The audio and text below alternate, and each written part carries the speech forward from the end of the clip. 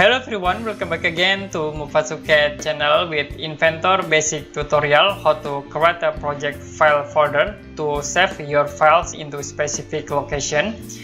Okay, to create a project file folder, we can click this icon projects, and next you can click new to create a new project folder. I will use a new single user project, you can click next, and for project names in here I will give name a sample project. You also can specify for location in here. I will click browse button and I will click in drive A.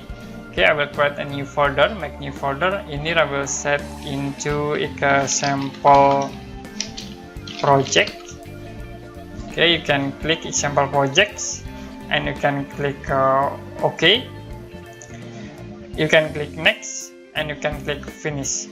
Now we already create this new example project folder to store your files in this project. You can click done to finish.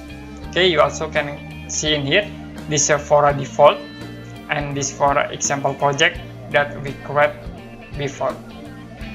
Okay, enough today for Inventor basic tutorial how to create a project file folder to save your file into specific location.